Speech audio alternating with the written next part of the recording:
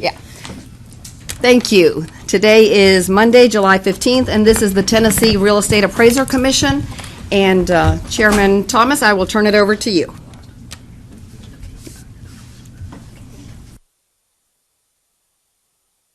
I'd like to welcome each one of you here to the Appraisal Commission for July the 15th, 2019. Appreciate you being here. Roxanna, would you call the roll, please? Absolutely. Thank you. Randall Thomas. Here. Rex Garrison. Here. Dr. Warren McCara. Here. Mr. Jason Bennett was not able to join us today. Jim Atwood. Present. Brett Mansfield. Here. And Michelle Alexander. Here. Thank you. We have quorum. Obviously, you saved the best for last. Yes. All right, we need to adopt the agenda. Has everybody had a chance to look over it? Motions? Adopt. Okay. Second. Motion been made and second to adopt the agenda. Any discussion? All those approve say yes. Yes. All those say no.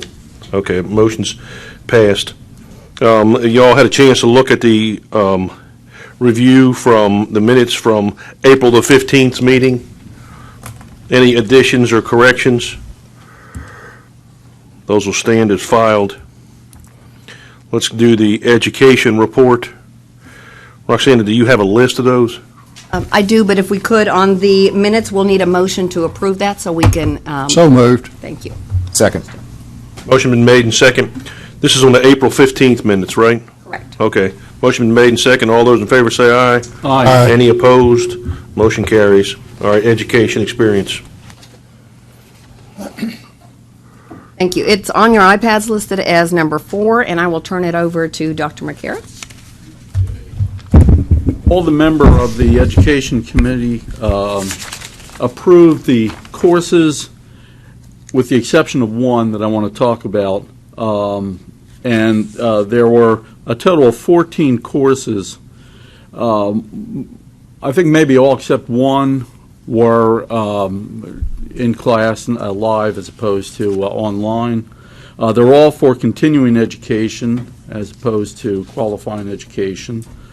And like I said, I'll come back to the course that I have a question about and I want to discuss with the members of the Commission is Course 2306 from the International Right-of-Way Association, the Course 600 Environmental Awareness. I want to come back to that.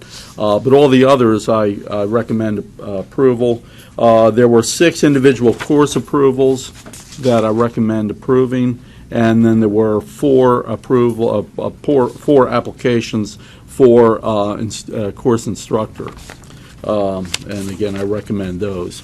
But let me just mention briefly the one about the International Right-of-Way Association. Over the years, we've had IRWA courses. They're obviously have good content. I had to be educated about them by Dennis back when I first came along, but they have a lot of good items on there, and the people who present the courses are very, very good. We did have a problem with one of the courses previously that was challenged by our overseers, and was the fact that Roxanna and I went back and forth on this with them.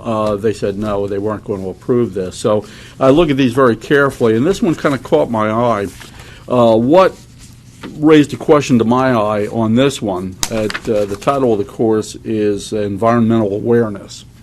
And in the course overview, it mentions the targeted audience. The targeted audience, and I'll quote from the application, the course is intended for private, public, and regulatory agency staff who manage and acquire real property and rights of way.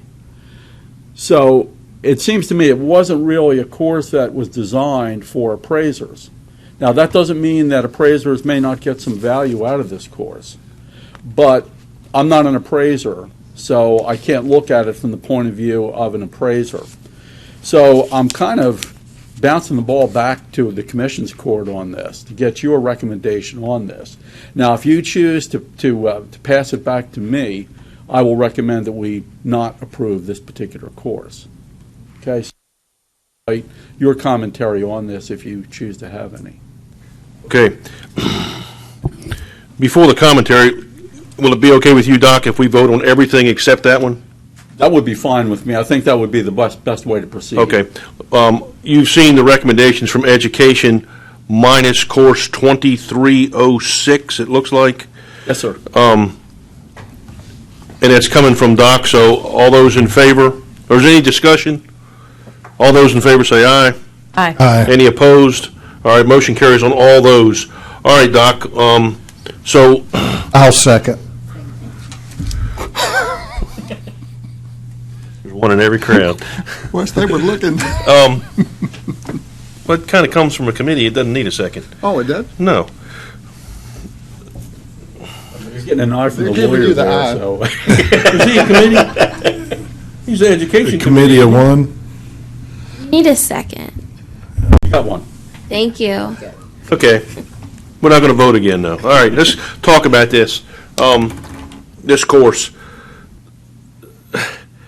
Well, let me ask you this. Is there commissioners that do right-of-way work?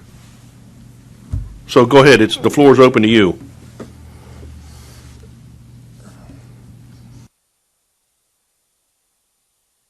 Anybody who does right-of-way work. Environmental is a concern. I guess the question is, what do you have a list of what they're covering in this class? Should be in the, Yes, yeah. I'm not seeing anything. I can show you the table of contents. Would you Okay, like to look yeah, at that? yeah. Would you pass that on to Commissioner, please? Course objectives, they ought to be on there too. So, I guess my question would be, if you had to make a recommendation, Doc, I understand you to say you would not approve it. Right. I think we might run into some blowback from our overseers on this to say that it doesn't seem to be something that's designed for appraisers.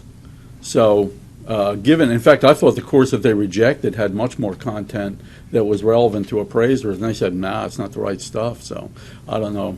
You never know. What class was that, or? It was during our previous audit. It was a course that didn't specifically meet the criteria because it didn't refer to appraising as a whole. It's the only time that they've questioned a course, and we did go back and not let them renew. So this fell along those lines. Given that, it seems to me that this would be one that they might, if they were to review that they would have a problem with as well. Even more so. I thought that other course had much more content that was relevant to appraisers. And they don't have course objectives or anything? Just the ones that Just are there. that? Yeah. Okay, yeah.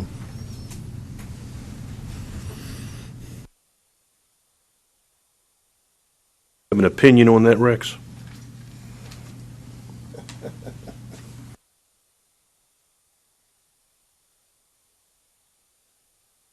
If not, go ahead. I think it may be something they're just trying to pull in appraisers, because I agree, there's nothing that references valuing a property, how the environment relates That's right. to valuing, so as they have right here, I think it is a red flag.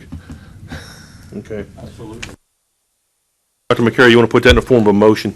Yes, for course 2306, I recommend that we not approve that course. We deny that for continuing education purposes. I'll second.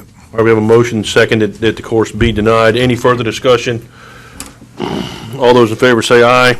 Aye. Any opposed?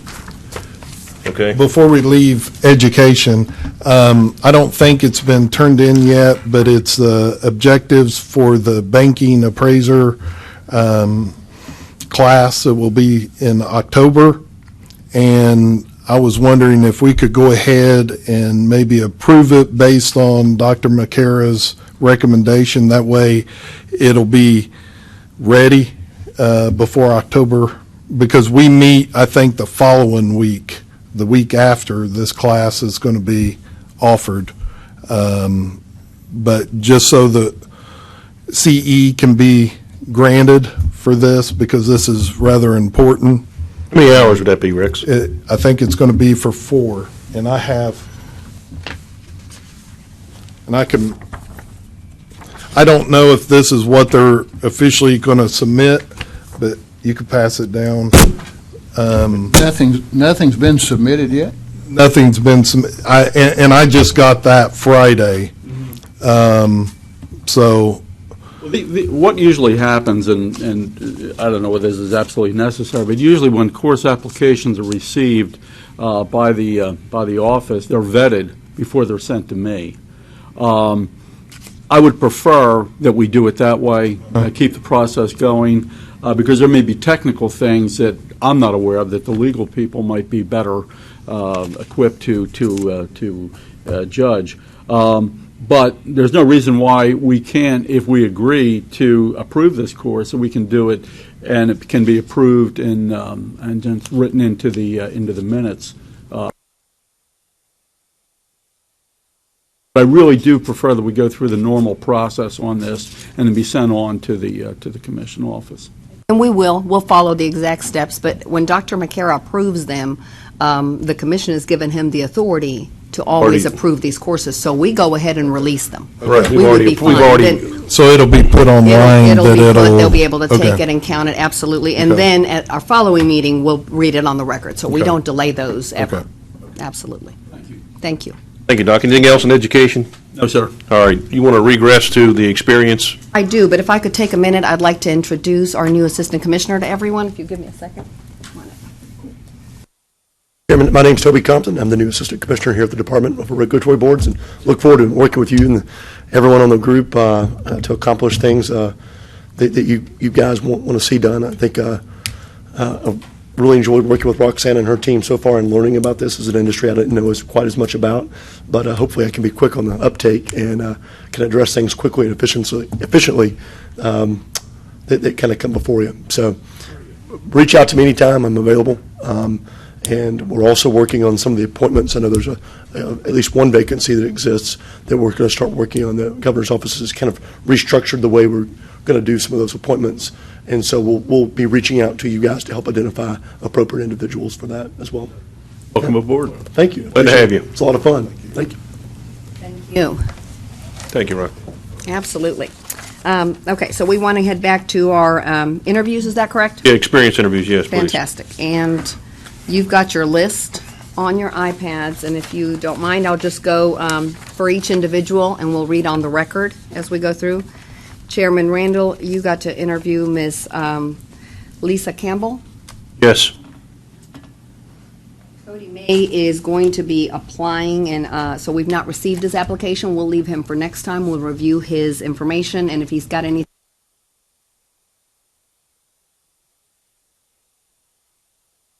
Okay.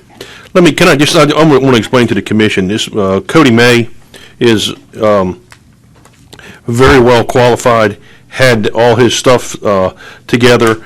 The thing that he didn't realize is that you no longer have to have a 4-year degree, and so he's going to apply for certified residential instead of licensed because he meets all the other criteria. He's been a trainee for 7 years, so he's well-versed in what he's doing. Okay. Thank you. I appreciate that. Ms. Andrew Starr Yes.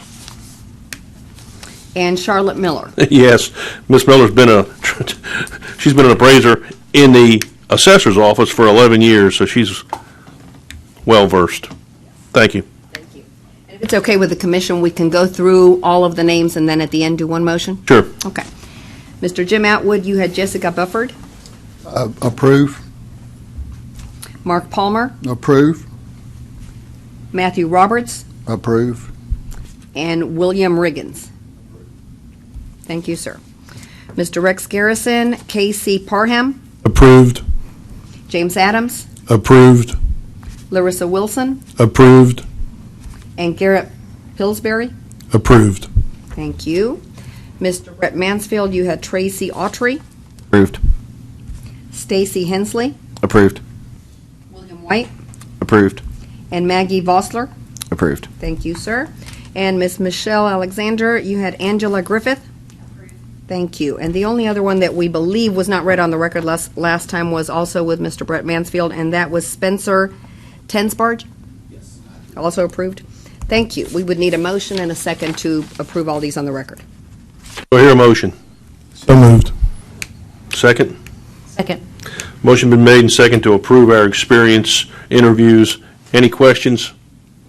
All those in favor say aye. Aye. Any opposed? Motion carries. Thank you, Roxanna.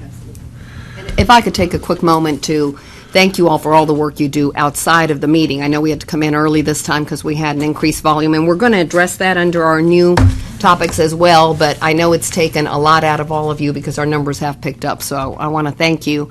And I think you've all had a chance to meet Will Best. He has joined our program and taken off running with the appraisers. They communicate with him all day long, as you can imagine, and send their reports. And so hopefully you're getting a good mix of the logs that you need. But if you need anything, he's available to you. Very Thank good. you. Thank you. Appearing before the board for special requests, Mr. Medley's not coming? That is correct. If I could just briefly mention, we had him on the agenda when everybody got their draft, and since then he emailed the office and let us know that the questions that they had have been resolved regarding their wanting conversations about evaluations. At this time, they have nothing else, and I know we discussed it a little bit. There's nothing new to add, so if it's okay with the commission, we're not going to cover it this time. Anytime they or anyone else wants to appear before the board to have that conversation, we're available, of course. So that is no longer a topic that we're going to cover today. We do, however, have appearing before the board and applicants requesting to retest. This would be Mr. Sharif Ibrahim, if you give me a minute. And on your iPads, he is number 5. And Mr. Ibrahim, come on.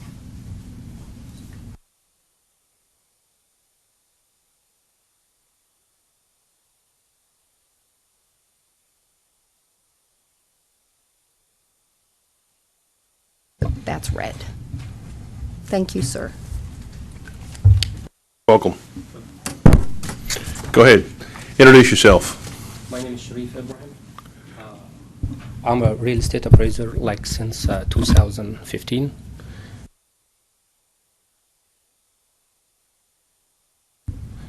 I didn't pass the test for 4 times, and I'm applying to retest again.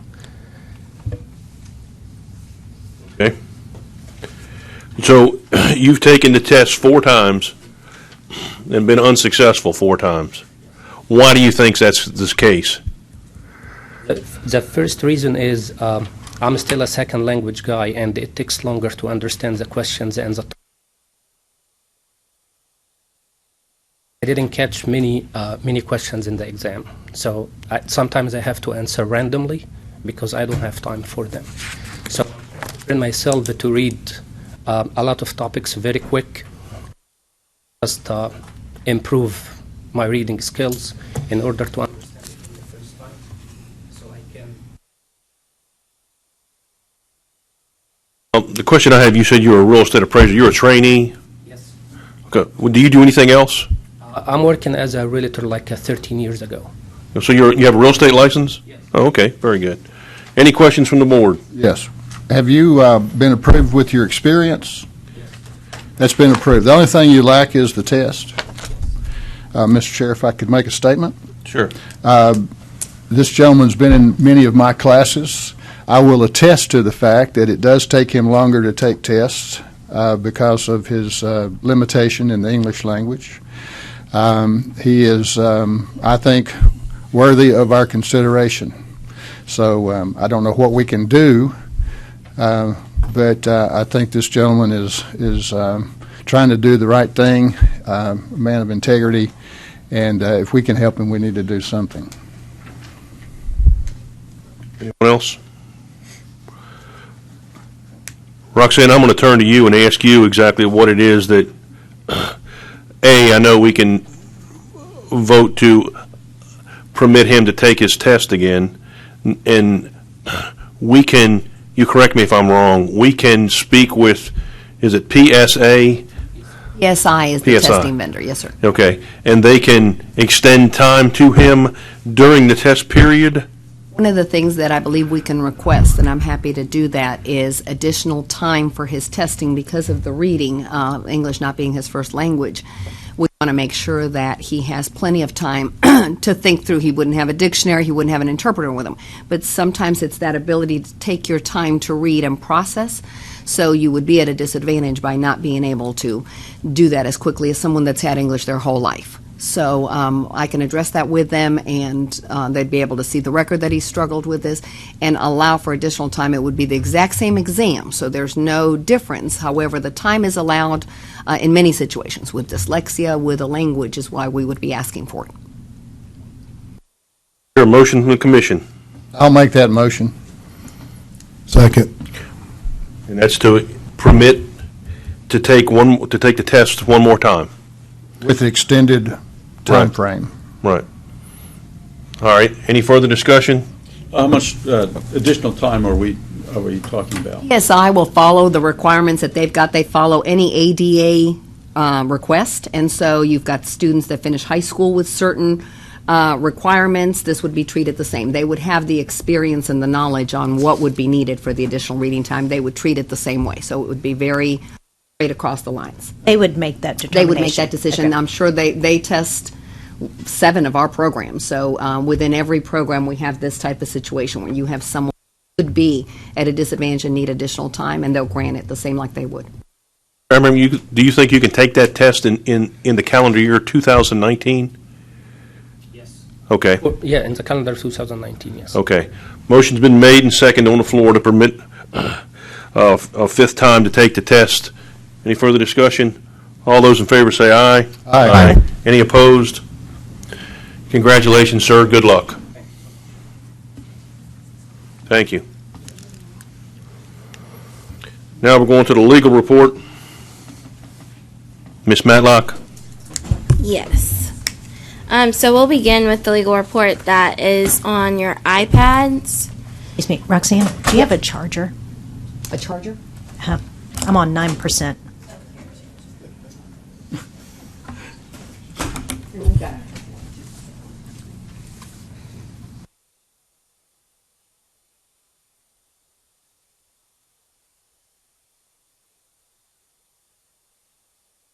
Everyone ready? Yep.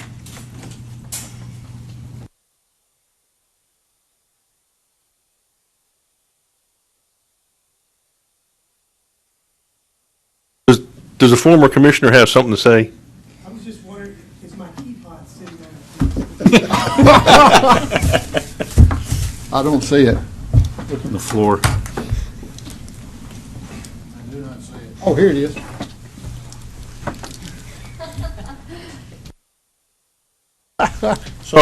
Sorry for the interruption. Ms. Matlock, go ahead. Sure. So we'll start with number 1. It's 2019-008-961. Complainant is an appraisal management company, and respondent is a certified general real estate appraiser. On November 28, 2018, respondent accepted an FHA assignment with an inspection date of December 3rd, 2018, signed by respondent on December 7th, 2018.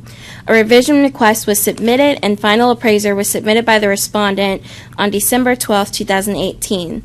A complaint was filed stating that the individual that inspected the subject property was not the person that signed the appraisal. Respondent stated they did not inspect the property, but claimed their signature was attached to the appraisal as a clerical error by an administrator. Complainant states respondent was notified their actions were considered a USPAP violation, and respondent was given 30 days to respond. On January 14, 2019, respondent stated their actions were not a USPAP violation, but instead a clerical error. Respondent answered the complaint stating they were out of the office when the order was submitted to his office. Respondent states their assistant did not follow company guidelines that did not inform the appraisal was directly assigned to respondent or that it was an FHA appraisal. Respondent states that upon reviewing the report, they did not realize this was an FHA report, and the FHA number and signature were added to the report just prior to submission. Respondent states that they did not know only their signature was placed on the report until they were notified. Respondent states that their assistant attached respondent's signature only when they realized it was an FHA report. Respondent states the assistant has since left the company. Respondent states they requested several times to reinspect the home, but the requests were denied. Respondent states they exercised due care, and this was an unauthorized use of their signature. Respondent states this is no more of a USPAP violation than a report with an incorrect address, incorrect site size, or incorrect photos. That was a clerical error which could easily be corrected. Respondent states a client must follow an appraiser to correct mistakes within a report, and this was the first time in 25 years of appraising that this happened to Respondent's company and will not happen again. This matter was sent for expert review. The expert states the issue in this case revolves around the issue of misleading conduct. So before you have violations of Standard Rule 1-1 through 1-6, Standard Rule 2-1A, and Standard Rule 2-3. The expert also states the ethics rule conduct section requires that an appraiser must not use or communicate a report or assignment results known by an appraiser to be misleading or fraudulent. The respondent submitted a report as if they had inspected the property and prepared a report. Furthermore, an appraiser must not knowingly recruit an employee or other person to communicate a report or assignment results that are misleading or fraudulent. Consideration must be given to the actions or non-actions of the appraisers. Based on the information provided by complainant, respondent, and the expert reviewer, counsel recommends a letter of warning be issued to the respondent for the above-mentioned violations of USPAP. All right, you all heard complaint number 1. Any discussion? How long do we have? I have multiple questions that are not answered here. Who signed the report? The respondent signature was added to the report. Yes. Who added it? The assistant, the respondent claims that Who's the they're assistant? Is the assistant a trainee? No. Who inspected the property? One of the respondent's licensed appraisers. A licensed appraiser in the I office? think it was, sorry, a trainee. A trainee inspected the property, unattended by the supervisor. And then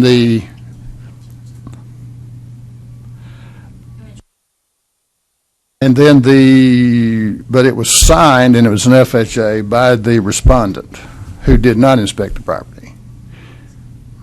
Correct. Or at least it was his signature. Yes. Assuming it's a he, I don't know. Who authorized the assistant to put the signature on the report? The respondent states that they did not authorize the assistant to put Assistant, signature on there. who is a trainee, placed the signature on the report. Assistant is not a trainee or an appraiser. It's just an administrative assistant. And that no longer works for the company. Right. This is a USPAP violation. It's also borderline fraud on somebody's part, in my opinion. Do we have resources to further investigate this as a criminal act of fraud? We don't have criminal authority within our statutes. Could refer it out to a district attorney. But I want to check one thing real quick.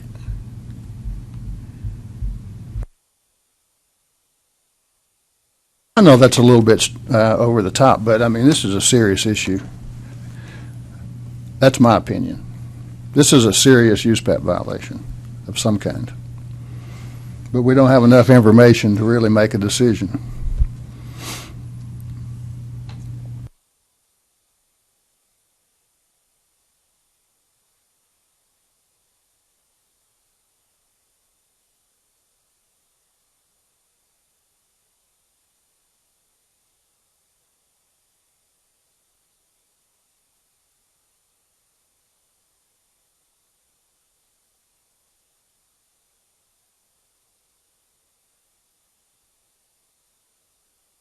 So the individual that completed the report is a licensed real estate appraiser that did the inspection. Okay. A license, not a certified. Correct. is that, generally speaking, you have to be certified to do an FHA. So a licensed I appraiser, don't think anymore. I'm sorry, I don't think anymore. are you sure? No, not Change. anymore, but that comes back to when was this done? Yes. In 18, you had to be certified. The report was done in 2018. And you had to be certified then. Or what he's saying is that they were unaware that it was an FHA report, and so that's where the inter-office assignment changed. I have a question. Excuse me. Go ahead. On the very first page where it says licensing history, disciplinary history, we provided this individual with a consent order in 2019 already? Yes, that's correct. Well, on the other page, you said this hadn't happened in 25 years. Which one of us is, So this particular situation is what he was referring to has not occurred in 25 years. He wasn't referring to disciplinary history.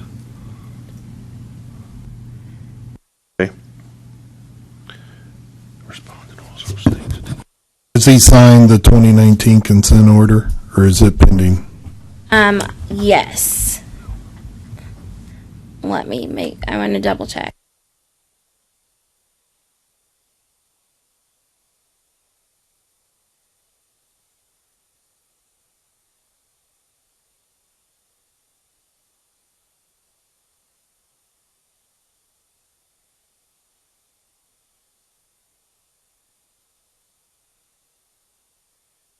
Yes, that consent order has been signed and processed. The USPAP allows someone else to sign the report for an appraiser as long as that appraiser whose signature appears gives permission on an assignment per assignment basis. They are not allowed under USPAP to give a blanket, you can sign my report anytime, any report, anytime. It has to be on an assignment by assignment basis. We're being told that this respondent did not give that permission, That's correct. but it appears that the assistant is accustomed to signing reports, or they would not have done this. So my question is, does this particular office have a policy that the assistants can sign anytime needed? If they do, then that's a violation of USPAP. That needs to be investigated, in my opinion. If that is not the policy and the assistant just took it upon themselves to sign the appraiser's report, then that assistant is not a trainee or is a trainee. It's just an administrative assistant. There still should be some investigation of the assistants doing that, because that would be, I think, I don't know the law. That looks like to me that would be criminal behavior. Signing someone's report, signing the name of an appraiser, and they have no authority to do that. It's possible that it's fraud. If that's what you believe, we can definitely refer that out to an entity that can handle that, but we don't have that jurisdiction. Someone else can comment, but that would be the direction that I would recommend. Any further comments? I don't appraise residential properties, but when you receive an order like this, the respondent said he reviewed the report but wasn't aware that it was an FHA appraisal. When you get orders, is the engagement letter referred that it is an FHA appraisal? So if you were reviewing the report, I would think you would need to review the engagement letter to requirements. Correct. Makes sense. So is there a recommendation as to what we need to do from the commission? Recommendation from legal counsel is a letter of warning. Is that enough? No. Do I hear a motion from you, Mr. Atwood?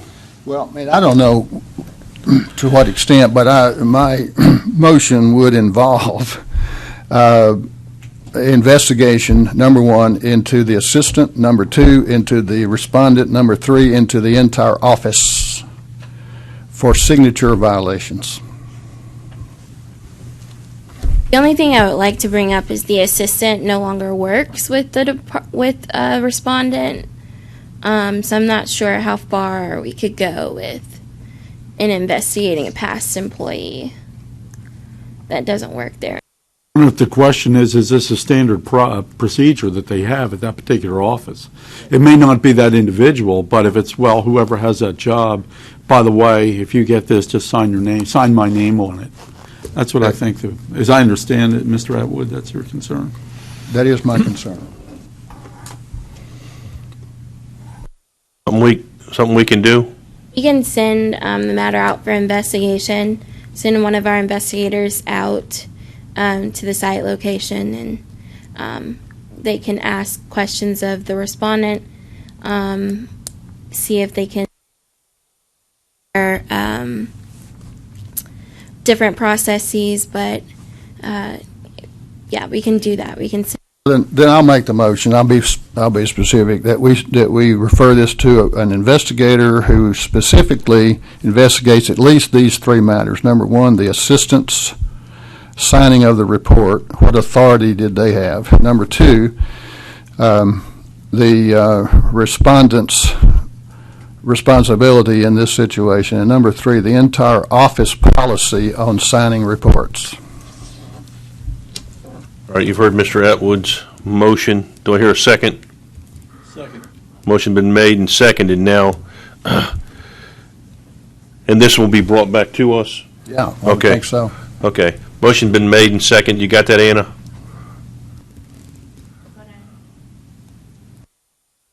Any further discussion?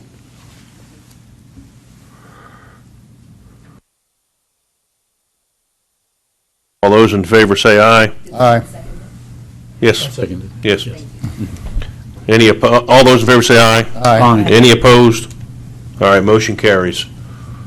Move on to number 2. You'll bring this back to us. Yes. Complainant is a Tennessee 2019 013271. Complainant is a Tennessee homeowner. Respondent is a certified residential real estate appraiser. Okay, stop just a second. We all have read these. Okay. You don't need to read each one, especially when you're, has anybody got, the council's recommendation is to dismiss. Anyone have any comments about the dismissal? All right, recommendation is to dismiss. Do I hear a motion? I move we accept All right, council motion been made. recommendation. Second. Motion been made and second to dismiss. Any further discussion? You all agree that no violations were present, and the commissioners agreed to that? Okay. Motion been made and second. All those in favor of dismissal say aye. Aye. Aye. Any opposed? No. Motion carried. All right, Anna, go ahead. I'm sorry. Okay. Number 3 is 2019 014271. And my recommendation for that one was to discuss. Okay.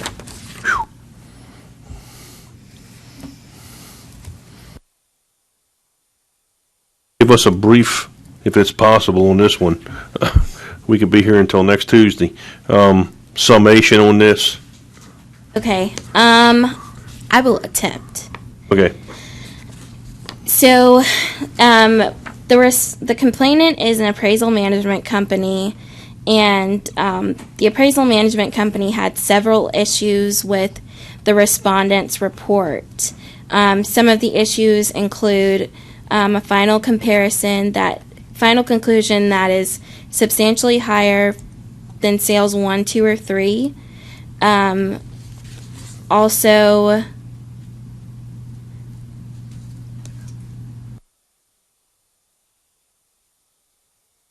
so basically, I think what this comes down to is that the expert reviewer found that the report was less than complete, that the respondent did not look into a lot of different issues, such as the area that was the particular area and the neighborhood description that was found. Also, they reported issues with the comparables that were used by the respondent, and but respondent claims that in their response that they were following the previous information that was provided by the real estate, such as information that was found in the MLS in the real estate area, and this particular area that was discussed, there were fires in the particular area that was taken, and that was not necessarily taken into account. Also, there was an issue with the respondent using a retired gross adjustment guideline. That was one of the complaints that the appraisal management company made. However, the respondent says that they use that particular guideline because they prefer low gross and net adjustments regardless of the retired guidelines. And said also that there was a lack of better comparables, a wide range of home styles, sizes, and they were chosen to discuss within the report. So the expert reviewers, you can see on pages 4 and 5, found several violations of the standard rules. So I knew that I recommended a discussion because it seemed like respondent made several errors within the report that would warrant more than a letter of warning, probably a consent order, education of some sort, if not a civil penalty, but I was unsure of what education to recommend if that is the desire of the commission. Discussion. You're also recommending voluntary surrender. Is that right? Am I looking at the right one? That's the wrong one. Oh, okay. I'm sorry. Let me get back to the right case here. Number 3. I think that we all can recognize assignments where the comparables were less than desirable.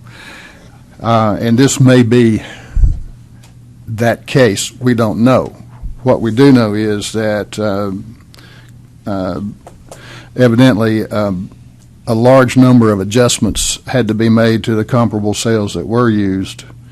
And so my concern is not so much that the comparables may or may not have been the best. We don't know. We don't have any way of knowing that. But what does pose a problem for me is, and I'm on page 4, almost the very middle of the page. It's the third paragraph down about the middle where it says respondent relies on opinions of local real estate agents to support his report. In other words, real estate agents I'm assuming this is what this means. He relies on real estate agents to get his adjustments rather than actually trying to determine support for his adjustments out of the market. And the other thing that bothers me is that on page 5, the reviewer's report under the third standard rule down, the last sentence, or the next to the last sentence, the sales comparison approach was not reconciled within itself as required. If you have less than desirable comparable properties, it requires much more conversation, much more discussion and reconciliation, which evidently is absent in this report. And my other comment is the individual's been disciplined twice already. In 2011 with a consent order and requirements to take some courses, and then in 2017 another consent order. This is the third evidently complaint against this individual. So there's definitely some issues here. I'll refrain from making a motion until others can have opportunity to make their comments. Any further discussion? Yeah, so a couple of the reviewers' summaries of use PAP violations appear to be for lack of a better word, maybe a leap or a stretch. I don't think based on the summaries, it's hard for me to connect what he's saying with use path violations. A lot of them appear to be opinions. Maybe some of, the information that he would expect maybe wasn't in there, but I don't know if that constitutes a use path violation. For example, not providing the call sheets. Information, he said that he found an information on an MLS listing relative to a prior rental listing, and that an income approach would be required because of that. Without seeing the report, that seems like a stretch. One thought I had on this one, because of the past disciplinary history, and then I agree that the review, there are a few that are more opinionated. What I sort of wondered is, would this one benefit from one of the commissioners looking at it and maybe meeting with this individual and digging into it a little bit more, so we could have better answers? And we've done that in the past on a few cases, especially one that has several disciplinary items against them. But because there's just so many questions, it may be a time where we call them in and one of the commissioners review the reports and discuss it. So it would be like we send a consent order of some kind requiring the respondent to go over their report with the commissioner. Do a face-to-face. We could do that if you would like. I'll kind of interject. I think what we did with the last one, I don't know that we actually did a consent order, but if I recall, we reached out telephonically, and it was the attorney and myself, and offered it as an option. Obviously, it's on the record as well.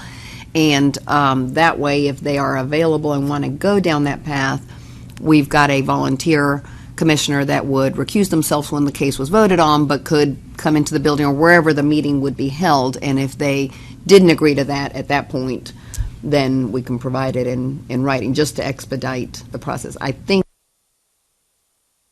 send it in writing, but So what I'm thinking maybe might be a good idea for this one is to offer the option with Commissioner Garrison to have the respondent sit down with the report, go over it with the commissioner, or if they choose not to do that, then have another option of education or a civil penalty. So we give them kind of either or, which one they would like to do.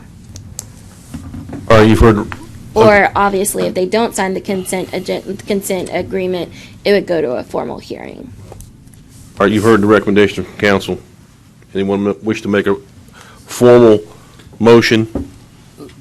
Comment before. Oh. Just a point of clarification in my mind. If they meet with a commissioner and the commissioner then decides that, yes, there's still grounds for disciplinary action, we need to still have that option. Yes. Is that- Yeah, it would still be there. I just want to be sure the Yeah, motion is yeah. framed that way. Yeah, it's basically looking at it, trying to get a lot of the questions that we have answered. Anna? Yes. You just look like you're getting ready to say something. Yeah. All right. Is that a motion, Mr. Garrison?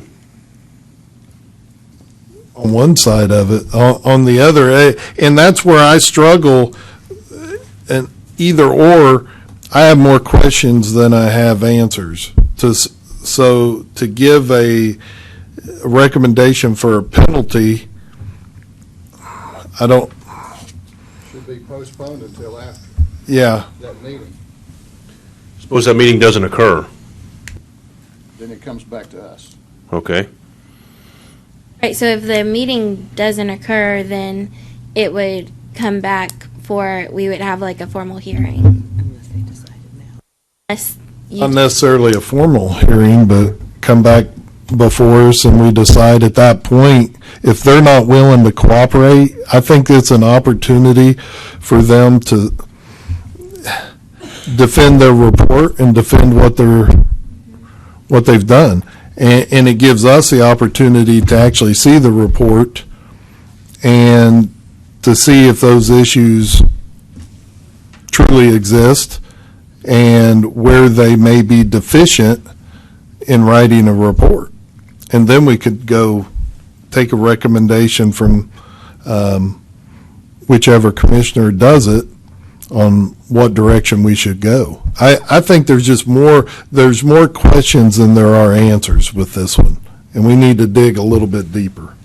Can we say we're postponing a decision on this until after a meeting with the commissioner? Can we put it that way?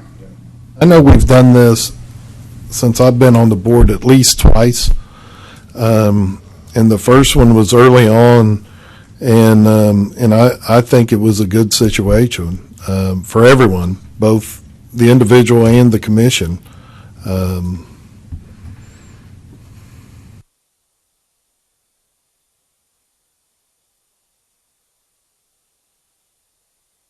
And I think the situation would be if they don't agree to the meeting with a commission member that we can decide who would be available, then the case is going to age beyond what we. But we're pushing.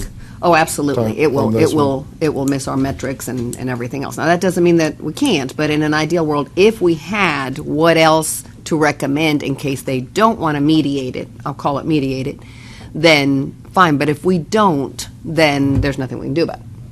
All right. I'll make a motion that we assess a $1,000 civil penalty and they take a sales comparison class if or else meet with us. That'll be your either or. Okay, so who? Whichever commission member is available, or how do we I want to think do we that? did it before based on geographic. Yeah, depending on which grand division they're from. Okay. We'll leave it to your discretion to choose a commissioner. And they can come here the day of the meeting. Okay, so they could so what I'm understanding is they have the option to meet with the commissioner either in the specific division if a commissioner is available, or they can come to the October meeting and meet with the commissioner to go over it. If I not to do either of those things, then the $1,000 civil penalty and a sales approach. Sales comparison approach class. Comparison Yes. approach class. 30 hours. 30 hours. All right, that's a motion. Do I hear a second?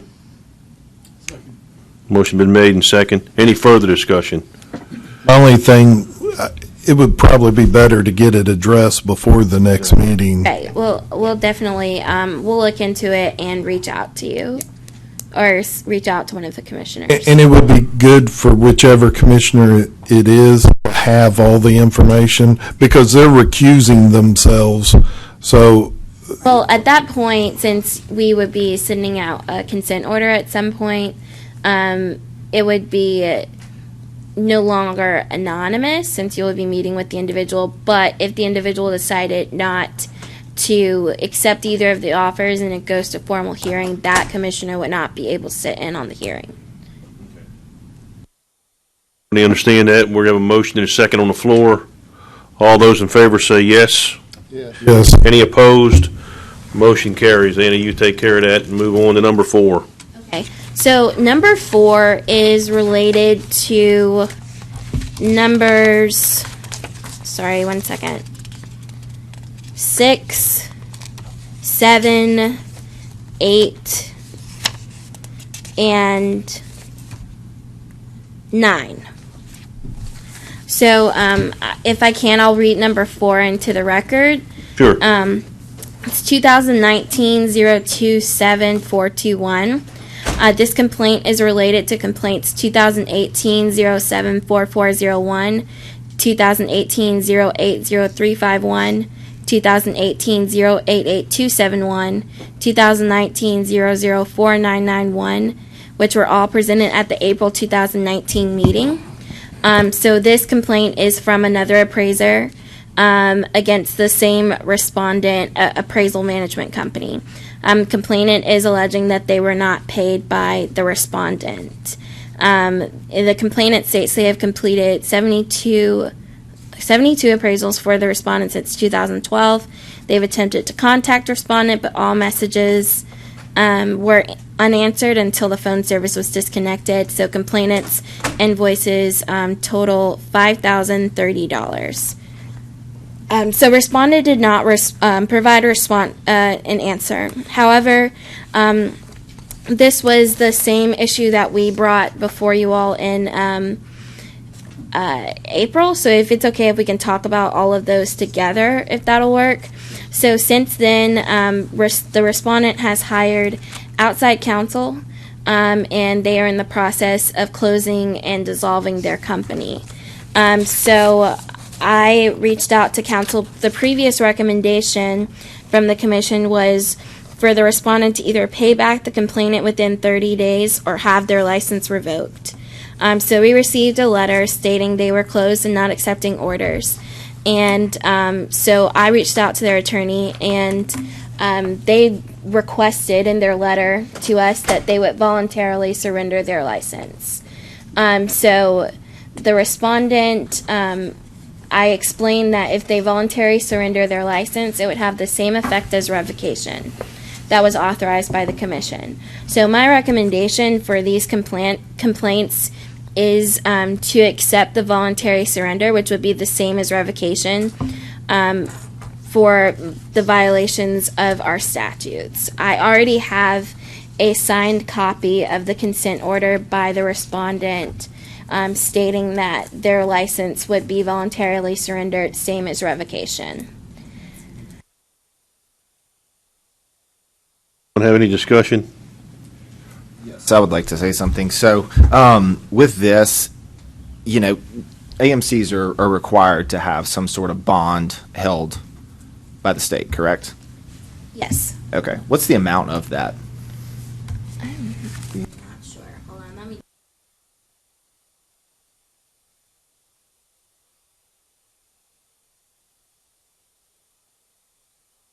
So the bond that is required is $20,000. I assume that's been depleted through the complaints, or We have not touched the surety bond. what's the purpose of that? Is that for this instance? So the surety bond is may not be used to assist. Okay, so I'm looking at 6239-8B. So it says an application for registration shall post a bond and maintain a surety bond in the amount of $20,000. The rules, however, the bond may not be used to assist appraisers in collection efforts of credit extended by the appraiser. So I'm not sure if that is something that we can use as action here, but it's definitely something that we could look into. What would be the purpose of that bond then? I know it's a requirement by the ASC, so to have the bond that AMCs have that bond. So Ooh, For what? yeah, for, if it's not on collections, then what's the purpose of a bond? okay, so the bond shall accrue to the state for the benefit of the claimant against the registrant to secure the performance of the registrant's obligation. Any claims reducing the face amount of the bond must. So I believe that anyone that has a claim against this would be able to make a claim against the bond for this appraisal management company. It seems like there's a lot of appraisers who We would. have at least 1, 2, 3, 4, 5. That amount of $20,000, who is that set by? I know that's in our laws, but is that It's set by statute. something that we can revisit for future incident, or no? As if like we were to change the bond amount to increase it, I believe that is one of the federally mandated amounts. So if we wanted to change it, I'll need to double check into that. But that would also have to be a statute change, so it's not something that we can change. It'll have to go through the legislature. But I believe it's one of the requirements for the ASC. Requirements is the minimum requirement, Yes, correct? I believe it's probably the minimum. So if we wanted to increase that, that's something that we could look into for a statute. But we can't do that. That have to go through legislature. I would recommend that it's something that we definitely look into to increasing, and then we also need to look in, if we do have that bond and a lot of these appraisers can be repaid in this situation, what that would entail. Right, we can look into that. We haven't had this issue before, so it would be something that we would need to look in, and we can definitely do that on the back end of it, see if it's possible. All right. Any further discussion? You have a recommendation from legal counsel to accept the voluntary surrender of these folks' license. Any discussion regarding that? If not, all those in favor say aye. Aye. Any opposed? Okay, motion carries. Now, One question. Yes. You say we can revisit this. Can we set this up to revisit so we don't get put in the same situation of another AMC going out? As far as if it's going to require legislation, we need to be doing it sooner than later. Right. So when I stated revisit, I mean revisit the process in which the complainants would make a claim against the bond. I'm not sure exactly how that process would go. That's something that we have not done before. But if that is something that the commission would want to look into about potentially increasing the bond amount, that is something that, like you said, we would need to do sooner than later. okay. It would take a little bit more than just a discussion today. Okay. Now, let me ask you, am I Yes. correct in saying, since we voted on that, where they're going to voluntarily surrender their license, we've also taken care of 6, 7, 8, and 9? That's correct. Okay, so we just have one more? Yes. Plus the ones you have on paper? Yes. Okay. Number 5, please, go ahead. Before we move on, so Yes. we're gonna relook at how how we can tap into that bond for some of these complaints. Yes, so correct? we'll Okay. talk with Roxana afterwards and figure out the process of looking into the bond. Also, Commissioner Thomas, at the end of the meeting, I'll need to have you sign the consent order. Okay. So just to update you, so whatever we find on the bond, we are happy to share that with the individuals that have these claims, once we find out if they need to do something, how they Perfect. would Very good. move forward. So Very that good. that won't wait till the next Very meeting. good. That helps. All right, number 5. So number 5 is 2017-08-1031. I'll jump down to new information. So following the dissemination of consent order, respondent hired an attorney. Counsel has communicated extensively with respondent's attorney in hopes of a settlement agreement. Respondent's attorney has hired an appraiser to review respondent's report. Respondent's attorney has submitted a statement and an affidavit of the appraiser reviewer for the commission's review. Respondent's attorney is submitting a counteroffer of a letter of instruction requiring respondent to take the 60 hours of coursework comprised of 30 hours of general highest and best use courses and 30 hours of report writing. Such courses must be completed within 180 days of execution of the consent order, and the CE must be above and beyond the minimum CE required for license renewal. So Will has a copy of the documents that were submitted to us. They are redacted for purposes of they're redacted.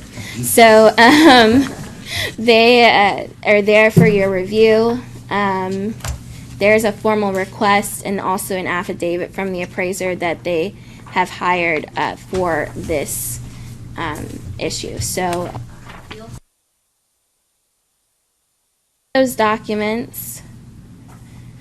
And if you have any questions, please let me know.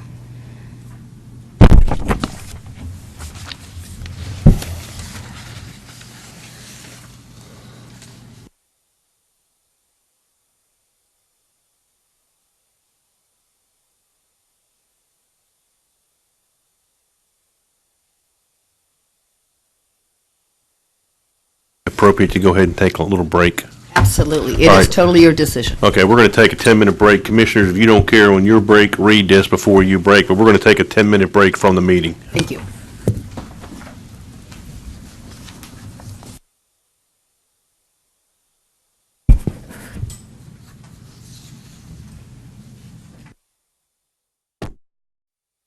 All right, we're going back into session. Ms. Matlock, on number 5, what's your recommendation? My recommendation? So, the commission authorized was the provided education. What the respondent's attorney, who is also here in case you wanted to talk to him at some point, is recommending would be the same education but just in a letter of instruction. Okay. So it depends on the commission. I provided the summary for you again, based on that summary, and what you would like to go. So what would happen in this situation is if you did not accept this, this would most likely go to a formal hearing, this matter here. Okay. So All right. it's completely in your discretion with your expertise based upon the information that was provided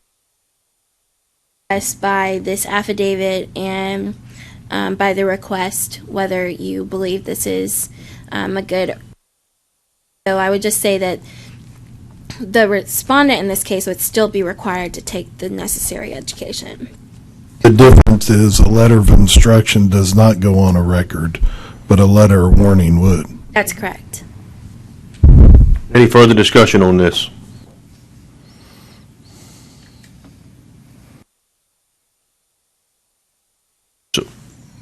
So the recommendation is 30 hours of highest and best and 30 hours of report writing to be completed in 180 days. That's a recommendation. Do I hear a motion?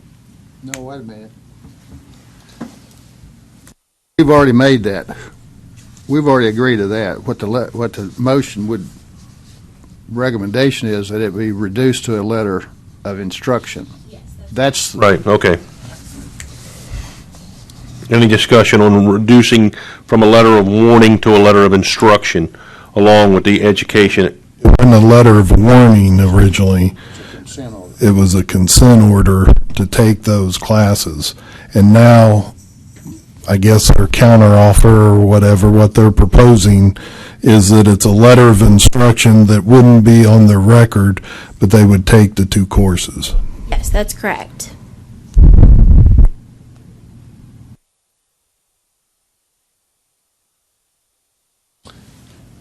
Anyone wish to put that in the form of a motion?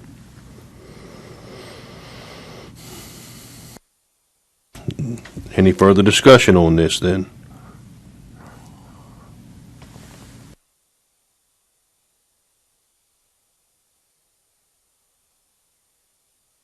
Need to do something, people.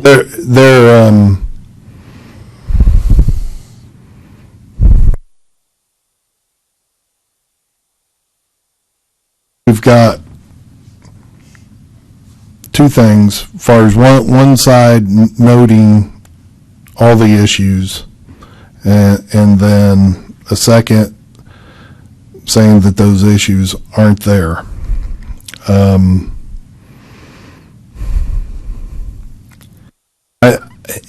In hitting them with the 2 classes,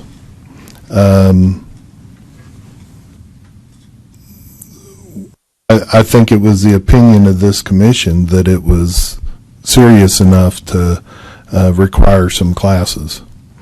To back off and say a letter of instruction. And one thing, too, let me look. Prior history. They've received a letter of caution, 2 letter of cautions already.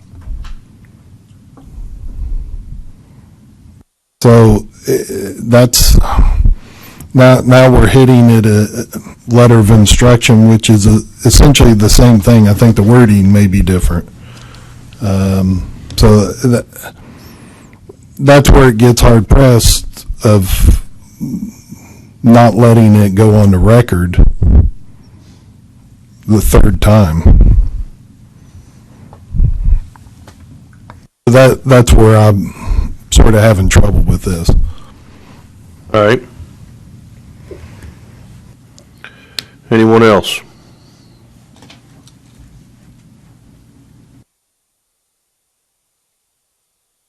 Wish to make a motion on this?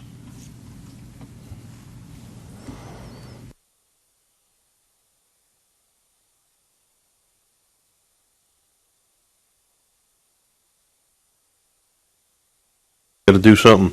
No, we don't. We've already got a consent order. We just let it go.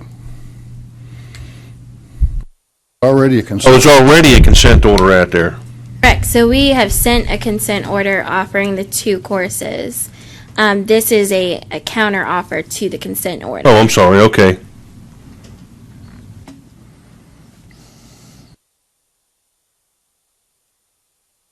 The new recommendation is to dismiss this new counter. No, I have not made a recommendation. Oh, I'm sorry. I thought it said new recommendation, dismiss. Dismiss. Oh, discuss. I'm Discuss. sorry. I'm sorry. I read it wrong. My fault. Discuss. My fault. My fault. Different. All right. So we want to let it stay where it is. Is that what we're doing? Is that the agreement of the commission is to just leave it where it is? If we leave it where it is, it'll go to a formal hearing, correct? Yes, I'm almost positive.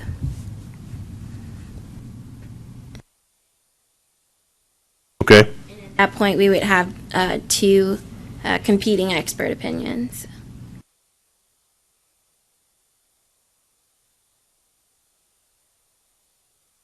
Any further discussion? It appears to me we're going to leave it right where it is. Do we need a vote on that? Just for safety's sake, I would like a motion to, with the recommendation. Leave our original recommendation. Okay. All right. Someone make a motion to leave the recommendation as it originally was. Okay, second? Second. Motion been made and second to leave the recommendation where it was originally. Any further discussion at this time? All those in favor say yes? Yes. Yes. Any opposed? All right, motion stays where it is. All right, we've taken care of the rest of them that are on the pad, is that correct? Yes, that's correct. Okay. So we just have 3 more on the addendum. The first one is 2019-009281. So the complainant is a Tennessee homeowner. Respondent is a certified residential real estate appraiser. So complainant alleges respondent was contacted by a loan company to do an appraisal of their property and states that the appraisal does not use comps within a similar size and layout to their property, nor does it appear to consider the tax assessor's evaluation and size. Specifically, the complainant states the square footage listed. Complainant alleges the properties used comps all have significantly higher appraiser value than the tax assessor's appraised value. So the discrepancy is $5,000 less and 1,200 square feet discrepancy. So respondent answered the complaint and provided their work file. They stated that they measured the dwelling with a laser to scale. They also stated that they followed the ANSI protocol and the guidelines by Fannie Mae. Respondent also states they can in no way vouch for the accuracy of the tax assessor's gross living area figures, but have reviewed this for the purpose of their response. Respondent states they do not know how the assessor derives their gross living area figures, while they physically measure the dwelling with a laser to scale to accurately determine the gross living area and finished basement. After review, respondent states their measurements are very close to the previous MLS listing. Respondent also states the tax assessor value has no bearing upon their analysis during development of the appraiser. This matter was sent for expert review. The expert reviewer found that respondent complied with all rules, statutes, and use PAP recommendation. Therefore, my recommendation for this one is a dismissal. All right, council's recommendation is to dismiss. Any discussion? I move to accept council's recommendation. Second. All right, motion been made and second to accept the council's recommendation. All those in favor say aye. Aye. Any opposed? Dismiss. Number 2. Number 2 is 2019-017091. Complainants are prospective Tennessee home buyers. Respondent is a certified general real estate appraiser. They state they're in the process of purchasing a home, and in the process, the loan company selected respondent to do an appraisal. Complainants state they were shocked to see respondent appraise the home, but also gave a list of necessary repairs needed before respondent could sign off on the report. Complainants acknowledged that they were aware that they were purchasing an older home as is. Complainants provided counsel a list of the suggested repairs by respondent. Complainants state that because they accepted the home as is from seller, they were required to make all of the repairs out of their own pocket for the appraiser, not an inspector, to sign off on the report. Complainants are upset that they had to pay unnecessary fees for a foundation inspection, a second inspection by respondent, and repair fees for a home they purchased as is. Respondent answered the complaint saying the repairs were based upon mainly safety issues. Respondent considered all items to be safety, soundness, or habitability concerns that required fixing. Respondent also states the lender has the final say, and the complainants and lenders could have talked and decided to not have any of the items attended to. This matter was sent out for expert review. The expert reviewer found that the respondent complied with all of the rules, statutes of USPAP. They also state respondents' listed repairs were of safety concern and therefore reasonable, as these could have been reported and a condition adjustment made to reflect an as-is value instead of an as-proposed value. Therefore, I recommend a dismissal. All right, council's recommendation is to dismiss. Any further discussion? Move to accept. All right. Motion been made and second. All those in favor say aye. Aye. Any opposed? Dismiss. Last one, number 3, 2019-035051. Complainants are Tennessee homebuyers, and respondent is a licensed real estate appraiser. Complainants state they hired respondent on March 8, 2019 to appraise their home, 48.22 acres, in a vacant land. Complainants allege respondent stated they could have the appraisal done by March 13, 2019. Complainants paid respondent an initial deposit. Complainants say they did not receive a report, and respondent ignored and did not reply to complainants' messages. Respondent eventually replied and stated the appraisal would be done by March 29, 2019, and respondent would email the final invoice. Complainants again did not hear from respondent and requested respondent only provide a report for their home in the 48.22 acres, not the vacant land. On April 15, 2019, complainants allege respondent apologized and sent a link for an appraisal of the vacant land. Complainants canceled in writing 2 weeks prior. Complainants then requested respondent refund their initial deposit. Complainants allege respondent emailed them stating respondent believed complainants were unhappy with their appraised value for the vacant land and were therefore requesting a refund. In an email provided by complainants, respondent also denied receiving a voicemail.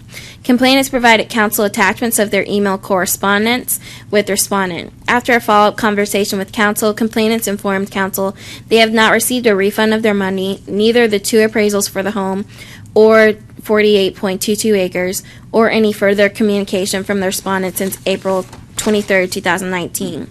Despite 2 separate notifications of the complaint, respondent did not provide an answer to the response or their work file. Based on the information and documents provided by complainant, counsel recommends a $1,000 civil penalty be assessed to respondent. All right, you heard council's recommendation. Any discussion? Is this individual still in business? Yes. Okay. Can the civil penalty be higher? Based upon, we have so the statute allows civil penalties of up to $1,000 per incident. So if you were to find a civil penalty, we could do $1,000 for the appraisal for the vacant for the home and $1,000 for the appraisal for the acreage for $2,000, but we can't go beyond that amount. A precedent needs to be set for not responding. The fact that the respondent didn't bother to respond to this, then I would make the motion that the civil penalty be $2,000. Motion been made to settle civil penalty at $2,000. Do I hear a second? Second. All right, motion been made and second for the penalty to be $2,000. Any further discussion on that? All right, ready to vote? All those in favor for a $2,000 penalty, say aye. Aye. Any opposed? Motion carries, $2,000 penalty. Thank you, Anna. That is the legal report. So now we have some rules. Some rules. Yes. No, thank you. Yes, thank you. Okay, On your iPads. okay. What page on the iPad? It's it's 6B, I believe. Separate document. Just sent out, was this one of the documents that was sent out to us? Okay. The red line? Yes, sir. Okay. So these rules are based upon another cleanup item that was provided by the appraisal subcommittee from their audit. This wasn't a finding, just a cleanup based on the rules. So if you'll look on page 2 of your document, the rule change is going to be concerning 1255-05-.016. It is about the 7-hour USPAP update course. So previously, the language stated that the course and uniform standards of professional appraisal practice would not be considered compliance for this requirement for course instructors. The reason we had to change this information is because the course is no longer called the National Instructor Recertification Course, and it's also no longer 7 hours. The change that I have submitted is that taking the AQB certified Uniform Standards of Professional Appraisal Practice Instructor Recertification course shall not fulfill the 7-hour USPAP requirement for the National Uniform Standards of Professional Appraisal Practice update.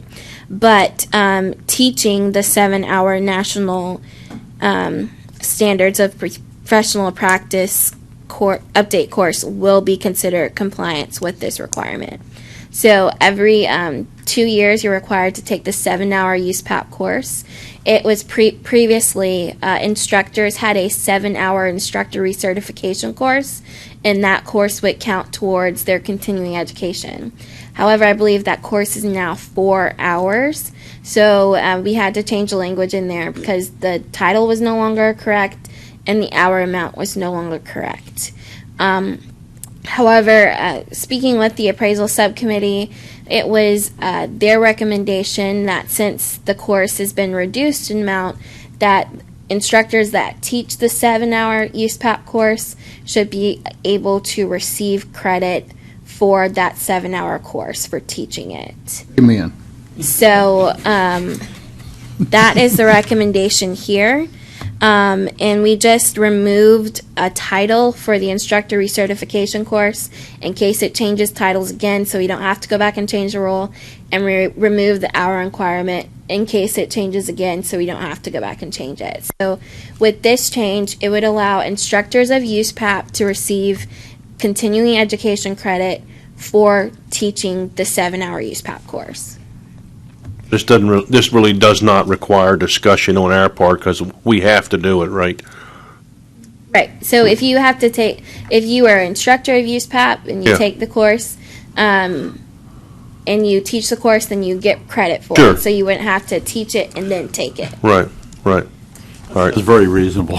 Yeah. I understand everything. I make a motion we accept. All right, motion been made to I accept. second. Motion made and second. There are a couple things I need to read through really quickly, and we're going to have to All do a roll Okay. call vote and everything. Okay. So you're getting a little ahead. All right. But I understand the excitement. I appreciate it. So I'm just going to, I know it's a little bit of reading, but I'm going to read through the regulatory flexibility addendum. So the proposed rule would positively benefit small businesses in the real estate appraiser industry by further ensuring that instructors of the Uniform Standards of Professional Appraisal Practice, USPAP, are certified and current with the required standards so that all Tennessee real estate appraisers are fully capable and competent to perform real estate appraiser tasks and duties in accordance with USPAP. However, it is difficult to determine the precise number of small businesses that would be affected by the proposed amendment, because the Tennessee Real Estate Appraiser Commission does not directly regulate those businesses. Rather, the Commission governs the individual licensees who work for those businesses. Additionally, pursuant to Tennessee Code Annotated Section 6239.303, 6239.312, there's a typo there, okay, and 6239.113, applicants must meet the current requirements for licensure as set forth by the Appraisal Qualifications Board.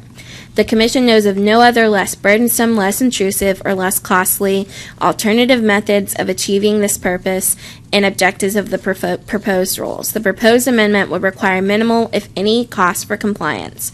Numerous states have adopted these USPAP standards. Thus, the proposed amendment would make Tennessee rules consistent with the federal standards and rules of other USPAP states. The impact on local government statement, pursuant to Tennessee Code Annotated Sections 4-5-220 and 4-5-228, any rule proposed to be promulgated shall state in a simple declarative sentence, without additional comments on the merits of the policy of the rules or regulation, whether the rule or regulation may have a projected impact on local governments. Our response is the Tennessee Real Estate Appraiser Commission foresees no impact on any local governments. So we have next is the additional information required by the Joint Government Operations Committee. A brief summary of the rule and description of all relevant changes and previous regulations effectuated by such rule. Also, I just wanted to state if there's anything that you would like me to change in this, and for answers I provided, please let me know, and I'll go back and fix those. The proposed rules amend the section for the Uniform Standards of Professional Appraisal Practice, or USPAP, in pertinent part regarding USPAP instructors and instructor recertification. Specifically, the rule removes the former course title hour amount for the USPAP instructor recertification course, and now allows for instructors of USPAP update course to receive continuing education credit for teaching the course. Since initial promulgation of the rule, the amount has decreased and title has changed. This is a change that is required of the Commission per the Appraisal Subcommittee. B, a citation and brief description of any federal law or regulation or any state or law or regulation mandating promulgation of such rule or establishing guidelines relevant thereto. Title 11 of the Financial Institutions Reform, Recovery, and Enforcement Act of 1989 requires that appraisers performing assignments in federally related transactions must meet the requirements set by the Appraisal Qualifications Board of the Appraisal Subcommittee. Identification of persons, organizations, corporations, or governmental entities most directly affected by this rule, and whether those persons, organizations, corporations, or governmental entities urge adoption or rejection of the rule. The proposed rules would affect current licensees and future applicants. We believe that all affected would approve of the adoption of these rules because the proposed rules are beneficial to all industry members. D, identification of any opinions of the Attorney General and the reporter or any judicial ruling that directly relates to the rule or the necessity to promulgate the rule. Response: there are no known opinions of the Attorney General and reporter or any judicial ruling that directly relates to this rule. E, an estimate of probable increase or decrease in the state and local government revenues and expenditures, if any, resulting from the promulgation of this rule, and assumptions and reasoning upon which the estimate is based. An agency shall not state that the fiscal impact is minimal if the fiscal impact is more than 2% of the agency's annual budget or $500,000, whichever is less. The response is there is no foreseeable probable increase or decrease in state and local government revenues and expenditures resulting from the promulgation of these rules. F, G, and H are requiring identification of appropriate agency representative or representatives possessing substantial knowledge on the rules that will explain the rule at the scheduled meeting of the committees and the information. And so I've listed my name and Roxana name as well. And I is any additional information relevant to the rule proposed for continuation that the committee requests. There are no known additional relevant information.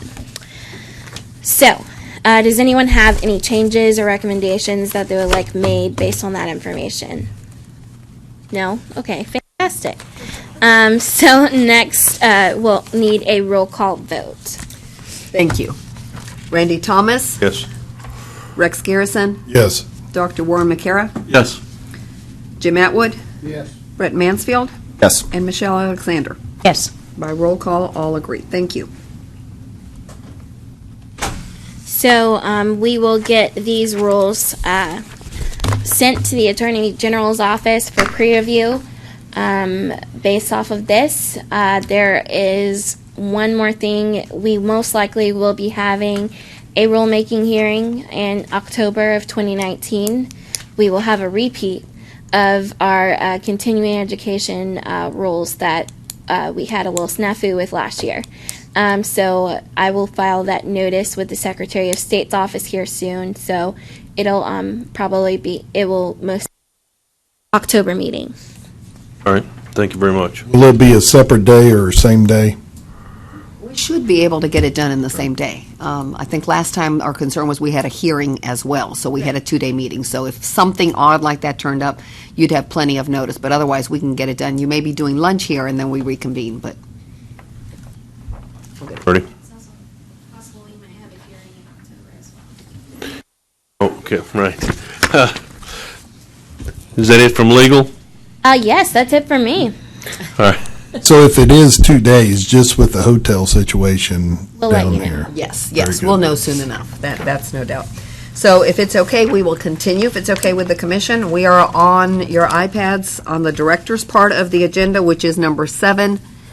And let me know if you've got any questions. We have our financial numbers through the month of May, so we have one more month before the fiscal year closes. By October, I'm hopeful that we'll have final numbers for the 2019 fiscal year. As you can tell, the reduction of fees that we've had kind of reflect on our bottom numbers. We're not going to have as much left over at the end of the year as we have in the past, but that's okay. As we went before the sunset hearing, we had too much money. So we're seeing this, I think, be a good trend. I don't think we'll end with any concerns. We've got 22,435 left over. That's about as close as you want to end the year. So I think June will be right about, will leave us right there. So we're not going to have an issue, and definitely not be adding to this reserve, which I know we don't want to necessarily do. This is intentional. Yes, remember Yeah. the fees, Yeah. we reduced that full application fee was dropped by 125, so that was Right. huge to welcoming people in the industry, and for those of you that are renewing, you had a minor reduction, but you did as well, I think $35, so I think it's good. I don't think there's anything necessary to have to worry about or discuss. In June, when we close the year, I will then again do the projection of each year's carryover, so you can kind of see a big picture. But it's kind of planned that we not keep adding as much as we have been. Questions? Any of the commission members have a question toward the director's report? Thank you, Roxanna. You are welcome. Under new business, we've got a few things. The first item is an update from the joint effort that we've got going on with the financial institution. And Rex, I'll turn that over to you. I think you've been, and I thank you for that, very active in this, and kind of give us an update. Yes, we are set for October 15th at the Barrett Banker Building, a 4-hour, I guess you could say, continuing ed, but it's now set up. John Brenham from the Appraisal Foundation is coming in. We'll do 1 hour. Commissioner Greg Gonzalez will do 1 hour from the regulatory side. And then we have combination of a banker and an appraiser covering rural appraising and rural lending for an hour. There will be lunch, and then about an hour, hour and a half of Q&A, which there could be a lot come out of the Q&A from the panel. But all this stems from the waiver, appraisal waiver request back a little over a year ago. So hopefully we get a large turnout and fill up the banker building with both appraisers and bankers. All right. You want to talk about? The next item that we were going to address has to do with our licensure requirements in Tennessee. I've kind of have it divided in 3 categories, but it's open for us to discuss. As you've noticed, we've gotten that increase in the upgrades that we talked about, I guess, about a year ago when we knew that some of the changes would go into effect. And I know most of you have felt it with the added interviews for upgrades and our trainees. So we are happy to discuss thoughts, ideas. Those that went to the spring conference, you may have some ideas. This is, a good opportunity. I have the second item as electronic interviews, meaning can we interview our trainees and our upgrades telephonically instead of in person? So these kind of blend together, and I leave that open for the commissioners to discuss. What else can we do? Not every state does the trainees the way we do it. Definitely not every state does the interviews the way we do them. So I welcome your ideas. One thing I would add or would even remotely say is when we were in Denver, and Jim, you correct me if I'm wrong, but I think most states were surprised that we personally interview our people. Several said they thought it was a great idea, but we're probably just one of a handful of states that actually interview them personally. Anyone have any comments or questions on that? How about comments or questions on the electronic or non-face-to-face interviews?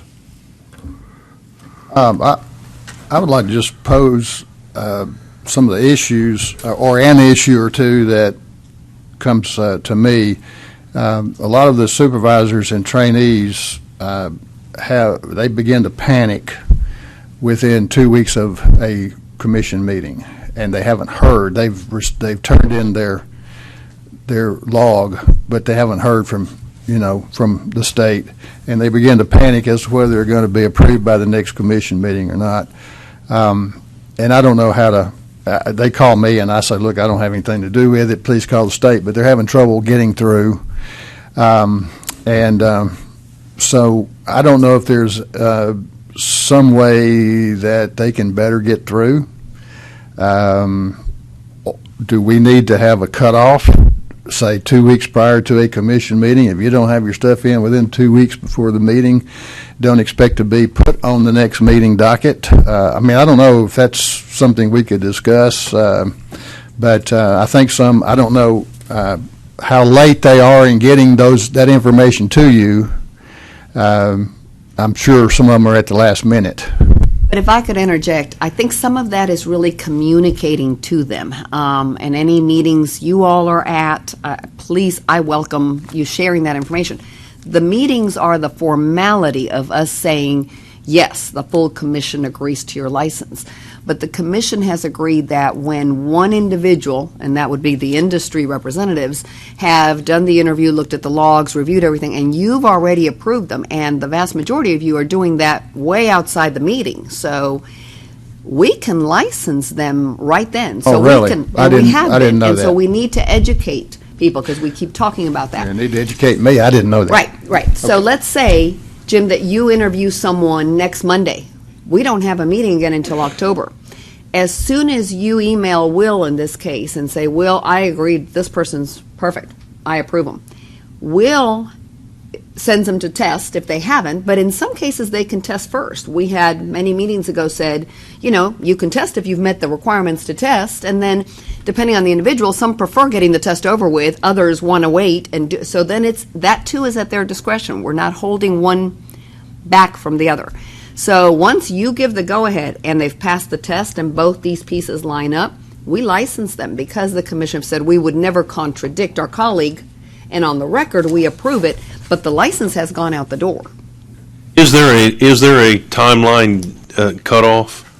So for the meeting, and that's every meeting in general, we like everything a week in advance. Okay, and that's do you convey that to them? Yes, and okay. So we let them know. Having said that, Will got someone Friday. Right. So in every program, it's the same thing. On Friday, D-Day, when the iPads are loaded, everything's received, you'll have someone. And we still talk to them, and that's what we say. You missing the meeting doesn't mean anything. It doesn't mean you're not going to join the industry and stop working for the next 3 months. It just means that we won't reiterate on the meeting that everything's accurate. But you can have the meeting interview with a commission member, and you can test. And when you meet everything, we will license you. So that's a communication piece. When I was able to speak at the National Coalition, I kind of pointed that out as well. We can try to put that somewhere, if you think, on the website. The reality is, and Will can correct me if I'm wrong, with this program in particular, they do want to talk to a person, and that happens a lot.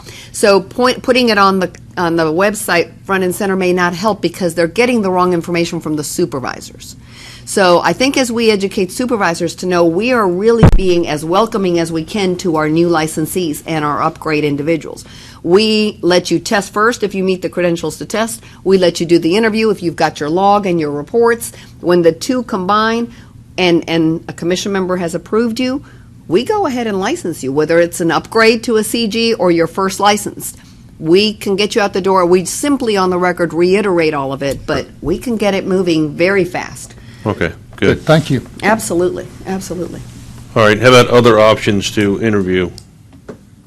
On that, because we had one that had some miles between them and me. But I don't think a phone interview would be good, but we do have technology, Skype or whatever, where you're seeing that person and be able to do it face-to-face that way.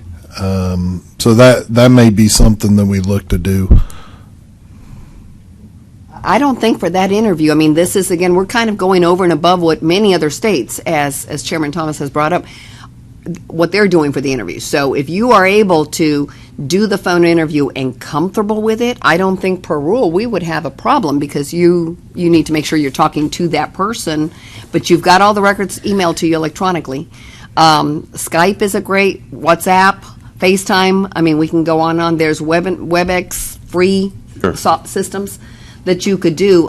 Definitely the individual is willing to travel to you all in many cases because they're ready to work tomorrow. And if they've met the two pieces, they, in reality, could work tomorrow.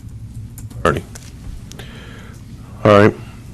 So is that up to us then, how we do it? I don't think we would have a problem. If the interview can be conducted telephonically or through a WebEx, as long as you're connecting with the individual and you are approving that you had the interview and reiterating it, we're not in the interview with you anyway, so your credentials are on the line with you doing the interview. Some of you, like you said, may not be comfortable with it on the phone. You can use technology, and if the applicant's willing to come to your office, we kind of leave that up to you as well. I think that would be perfectly fine. Brent, you have anything else you want to add under new business? Were we going to talk about the bifurcated appraisal? Yeah, but we're still under new business at this time, no. Does that fall? Before we Okay, get to before that. Yeah. Anything No, else? Okay. Anyone else under new business? All right, we're going to move on to the bifurcated appraisals. Now, before we do that, or while we do that, because there's a lot that are watching us, that are out there working, do not understand or don't know or have no knowledge of what a bifurcated or a hybrid appraisal is. Mr. Garrison, this is your baby. Will you describe your baby for us? Well, it's not my baby, but essentially, as I understand it, a third party will conduct the inspection, take photographs, even possibly measure the property, put a brief report together, pass it on to the appraiser. The appraiser will base the valuation on that third party's information. Thank you, sir. Brent? Yeah, to kind of add to what he said, so the third party doesn't have to be a licensed appraiser. It can be anybody from the general public. They don't have to hold any sort of license. So from our standpoint, we wouldn't have jurisdiction over that portion of the process if we consider that part of the process. There's been a couple issues or a couple concerns. there's been a lot of research done in regards to USPAP compliance, and I think under our state laws, and I'm not speaking on behalf of the board, but my interpretation is under state law and under USPAP, appraisers can do these. There's more that goes into it. You'll have to increase some certification standards. Your scope of work might be altered or shouldn't be altered because of this. But I think that there's been some information out there that does state that you can do these. But that being said, I think that as a board, we need to make appraisers aware of what these are and the liability that you are undertaking when performing these bifurcated appraisals. So as I understand it, the appraiser would be entirely responsible for the process. Signing appraiser. The signing appraiser would be responsible and take liability for the inspection and the production of the report. I think there's a couple concerns that I have and I would like to bring up and maybe just for discussion. The mission of our commission, I jotted this down, but it strives to protect the public welfare by ensuring that only qualified persons are licensed. That's the first line of that. And so, like Rex said, we're going to have unlicensed individuals going out to do these property inspections. I personally believe, from a consumer protection standpoint, there's a lot of risk and liability associated with that. When a homeowner goes through the process and they're ordering an appraisal, they pay for the appraisal. It's one fee. It's not separated between a property inspector, AMC, and an appraisal. And so it's my belief that they assume that an appraisal is being conducted. And so some education has to be, or they have to be educated to know exactly what's happening. But the issue that I have with it is we're sending unlicensed individuals into people's homes that we don't have jurisdiction over. And so if they're perceiving that they're getting an appraisal done and they're having this person enter their home, this person could be a felon that's bonded out of jail. I mean, that's the qualifications at this point right now. And so I think it puts the consumers at risk. I think that it can put the appraisers at risk, but as long as they follow certain requirements under USPAP, again, it can be done under USPAP and state law. A brief example. So if you're a homeowner and you need some sort of plumbing or mechanical service done, you have the option to contact a national licensed, bonded, maybe rated by the Better Business Bureau company, or you can call a guy off Craigslist. You have the ability to make that decision and assume the risk. However, under the current scenario, you don't.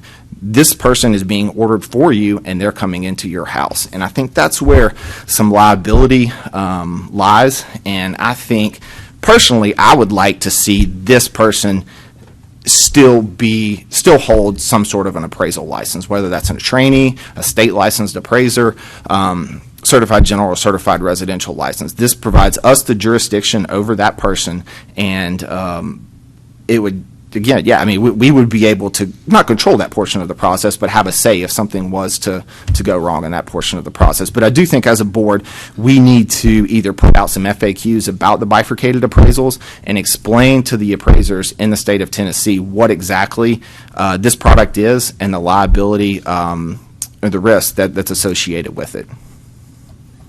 And based upon what Brent has just said, so that there's absolutely no confusion, irregardless of who does the measuring or who takes the pictures, the signing appraiser is 100% responsible for everything in that report. Anyone else? Would that appraiser also have any legal issues if, like Brent was saying, there's someone who we don't know who they are, comes out there and is not above board? Would the appraiser be the one who is responsible for any legal actions that would be taken? I can't answer that. I'm not a lawyer, but the problem that I have is when that person, whoever it is, knocks on the door, I've got to believe that the homeowner thinks that's the appraiser. I mean, I can't imagine a homeowner saying, you know, we're going to set up an appointment for 10 o'clock next Tuesday, and somebody knocks on your door 10 o'clock next Tuesday, they're going to think, I would be of the opinion, they're going to think that's the appraiser. And that's the problem that I think you also have an issue in regard to licensing, that an unlicensed individual is providing opinions on real estate. And where now the appraiser has to take those opinions and perform the report, but what constitutes unlicensed practice? What's the difference between fact and opinion? You know, Rex might look at a house and say there's 6 rooms, and Randy might say there's 7. You could even argue that would be an opinion, not fact. And so I think if they're providing factual information, that would be, you know, that would be maybe okay, but you cross the line when it goes into opinions on real estate. But doesn't the appraiser, the one who is the appraiser who has selected this person to go out and collect the information, isn't he or she ultimately responsible? They don't select that individual. That Who does? Lenders, Fannie Mae, AMCs. Well, somebody has to take legal responsibility that this person is above board, do they not? The appraiser. Well, that's what I said originally. I said the appraiser takes on that responsibility. Am I right? I don't think so. No. Whoever the client sends out there, that would be your bank or your lender in this particular case. They're the ones that send the third party out there. I didn't send them out as an appraiser. I'm just receiving information that the client provides me with. I may not even know who went out there and did it individually. It's all really a scope of work issue. It is all basically in compliance with USPAP, as you've already said. And we all have these concerns about the individuals that might be going out there, their competency and their moral turpitude. I don't know whatever word I want to use there. We certainly wouldn't want someone that had was on the sex offenders list going out there. We wouldn't want that, but I don't have any control over who goes out there as an appraiser. The client is the one, the bank or whoever is the one who's going to send that individual out there. Now, could I be sued? I guess I could, but I don't see where the courts would hold me responsible just because I use somebody else's thing. And the room count deal, first of all, I don't count the rooms in any of the comps that I use unless I happen to have been in there. But if I'm using MLS and MLS says it's got 7 rooms and I put 7 rooms, well, I didn't go in there to do that. I'm just receiving that information on every comp that I use. There's a lot of concerns here, but at this point, I don't see any violation of USPAP or that we have any authority over it. However, and a lot of it is appraisers need to be given guidance and understand the risks of it. It may or may not require an extraordinary assumption, but they do need to specify in the scope of work who looked at the property and that they didn't, and that they're relying on third-party information. My issue, again, goes back to we rely on third-party information all the time, but that third-party information doesn't put the homeowners or users of our product at risk. And I think that's where my issue lies with these products, because we don't have any sort of control or jurisdiction over who's entering these people's homes, and yet we're relying on it, and it puts the homeowners at risk. It's a consumer protection. Absolutely. All the way. I think one of the things that I think there's a tremendous amount of unintended consequences that have never been considered. Doing a lot of work in legal work, I can envision a cross-examining attorney saying, Mr. Thomas, when you measured this house, excuse me, I didn't measure the house. And, of course, they don't ever let that ride. They always turn to the jury and say, he didn't measure the house. And then he'll say, and so when you took these pictures, excuse me, sir, I didn't take the pictures. He didn't take the pictures. Well, tell me about the smell when you, well, I didn't go in the house. He didn't go in the house. Mr. Thomas, did you even see this house? And when I say no, because I don't care what anybody says, you're never going to get a jury of your peers. There's not going to be 12 appraisers sitting over there. Your credibility as an appraiser is dead. You didn't see the house, you didn't measure it, you didn't photograph it, you didn't smell it, but you put a value on it. I see that being a major problem down the road. There's just an unintended consequences, thanks to attorneys. I didn't smell the comp. Impression. I didn't measure the comp. I didn't go inside the comp, but I used it anyway. There's no difference. And Just disagree. secondly, I just disagree well, I with mean, you. we can have opinions on it, which is fine. But there's never been a requirement in USPAP that we inspect the property. Never. It only is disclose whether you inspected it or not. That's the only USPAP requirement. Disclose whether you inspected it or not. And you're 100% correct, and I agree with you, but I'm going to tell you that not only are you not going to get a jury of your peers, you're not going to get a jury that understands USPAP, because half of the appraisers don't understand USPAP. No argument there. Well, I think there's a question of what ought to be allowed and what is reasonable to be allowed. Does the appraiser have the option of visiting that property? Okay. So if I don't see that there's a problem, then I can tell you what the problem's going to be. It's going to be a breakdown financially, because when this starts, you correct me if I'm wrong, they're going to take the original appraiser fee, cut it and give part to the guy that took the picture, cut it, give part to the guy that measures, and when what's left over for the appraiser, you're going to say, I can't afford to go see the property. Well, and I hear what you're saying, and I'm not an appraiser, so maybe I shouldn't be saying this, but I don't think the purpose of this commission is to ensure the income of the appraisers. It's not. Okay. Yeah. So if there's a better way of doing things, even if it's a different way of doing things, it ought to be considered. I'm not sure that you will have the option. When you're engaged by your lender, they're going to provide you this inspection report and utilize it. There's plenty of times that residential appraisers do drive-bys, and they're instructed not to call the homeowner, not to do anything, rely on third-party data. So I'm not sure that you're going to have that option. And then, so if there's a challenge, it goes back to the finance, Well, not the appraiser. you always have the option to withdraw from the assignment, because we are, as obligated to keep USPAP, we are never, ever allowed to submit a report that is misleading or does not have credible assignment results. If you cannot submit a report with credible assignment results, you should not submit it. Therefore, withdraw.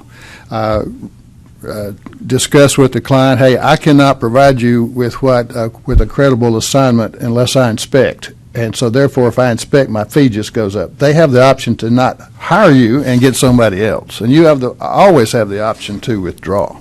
I agree with you 100%. And like I said, you can do these legally under USPAP. My stance is these are coming, and there are going to be appraisers who do them. And so we have to then we'll have to deal with that. Yes, you're correct on that. And where does our jurisdiction start and begin with that? With the And appraiser. what sort of obligation do we have to consumers? Yeah.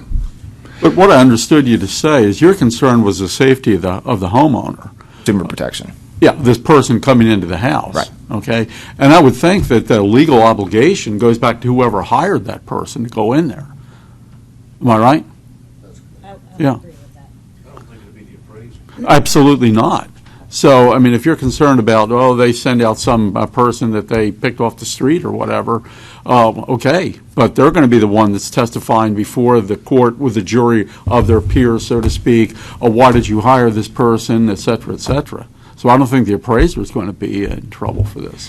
If I can just chime in, I would just like to make a general disclaimer on the record that none of the opinions that have been stated today here are legal advice of any form for any of the appraisers. So if you have any questions about the discussion that's being taken place or concerns about the appraisers' liability legally, that is something that you'll need to discuss with your local association or a private attorney.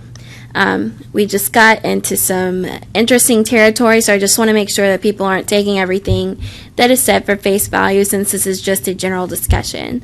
Also, if I can just join in, I'm thinking, since we're doing consumer protection, I think one of the best tools that we have for consumer protection is information.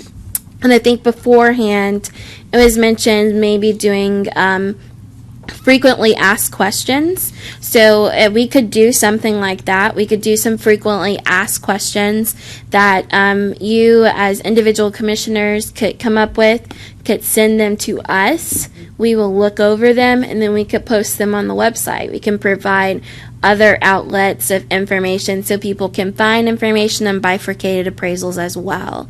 So I think one of the best tools, like I said before, is education. So if we can make sure people are aware, and if they have any questions where to go, that is something that we could do, and I think would be very beneficial to the discussion. Ready. In the past, just one other point, that we've had complaints filed because of measurements and other things. So if that takes place and that's not done by an appraiser, I assume that would just be dismissed. That would just be something that the attorney that is looking at it would have to take into account and review when they make their report or recommendation. Appraiser relies on the third-party inspection to produce a report, and that report submitted, then I'm not saying they're free of liability in regard to the inspection, but that portion of the appraisal that liability wouldn't fall on the signing appraiser.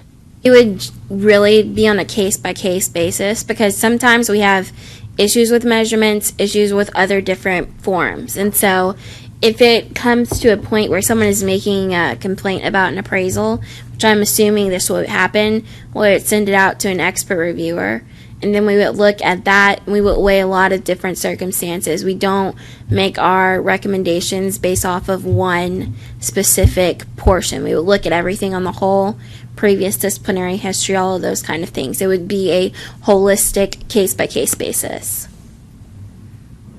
I think what you said with some FAQs is absolutely necessary. That's one reason why I brought it up. Better to be proactive than reactive on this. That's where we could address some of the concerns and things to watch out for appraisers and consumers.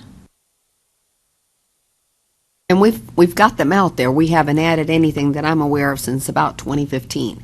So not to leave a long meeting with homework, but if you went on our website and just pulled the FAQs, you all may catch 2 or 3 of those or more that need to come off because they're no longer relevant, because we haven't really touched them. And then I send them directly to me. Here's the 3 points I think I need to make on, things to be aware of, things maybe recommended to ask of your lender when they're hiring someone, whatever you think is really important. And then obviously Anna's going to make sure that we're putting out there not legal advice, but just pointers that they need to know that fall in line with how their license could be impacted. And something new that's coming to the industry that they may just have more questions than anything else. And so it'd be good to not start sending emails out to y'all, because if we don't have the answer, we will always send it to one of you, the experts, to help us with these pieces. So if we can put out the information already, that'd be great. I've got one other question, sorry.